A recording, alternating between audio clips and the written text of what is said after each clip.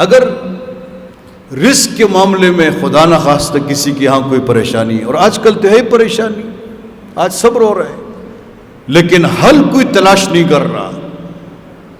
رزق کی تنگی کا حل لوگوں نے یہ تلاش کیا کہ بھیک مانگا کرو، بس نماز پڑھ رہے ہوتے ہیں ایاک نعبد و ایاک نستعین، ایسے نا کہ خدا ہم آپ ہی کی عبادت کرتے ہیں اور آپ ہی سے مدد مانگتے ہیں، اور اسی ٹائم سوچ رہا ہوتا ہے کہ جس سے نماز ختم ہوگی لوگوں کے سامنے روؤں گا اور بھیک مانگوں گا اور رب کی شکایت کروں گا کہ رات سے بھوکا ہوں، 3 دن سے بھوکا ہوں، یہ مسئلہ وہ مسئلہ۔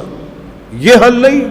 یا میں لوگوں کے پاس جاؤں گا، بھائیوں کے پاس، چچا زاد بھائیوں کے پاس، مامو زاد بھائیوں کے پاس، ان سے بھیک مانگوں گا، اپنے آپ کو ذلیل کروں گا، رسوا کروں گا۔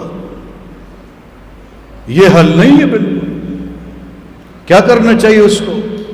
فرائض کے اہتمام کے ساتھ بلا ناغہ گھر میں سورۃ الواقعہ پڑھا کریں۔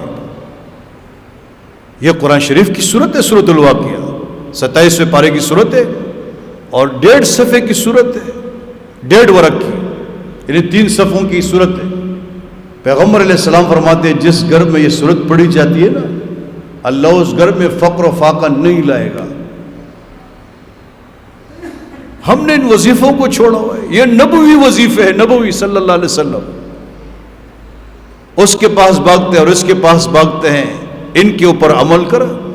اور نمبر 2، فجر کی نماز کے بعد کام پر جانے سے پہلے ایک مرتبہ جو ہے وہ سورہ یاسین پڑھے، برکت ہی برکت، برکت ہی برکت۔ ہمارے یہاں یہ معمول ہے، اس مسجد میں، مدرسے میں طلبہ واقعہ پڑھتے ہیں رات کو اور صبح میں یاسین پڑھتے ہیں۔ اللہ نظام چلا رہا ہے، کتنا بڑا نظام ہے یہ۔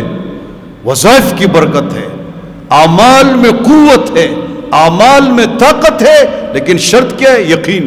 ہمیں یقین ہونا چاہیے، یقین کے ساتھ یہ اعمال کریں، ہمارے مسائل حل ہوں گے۔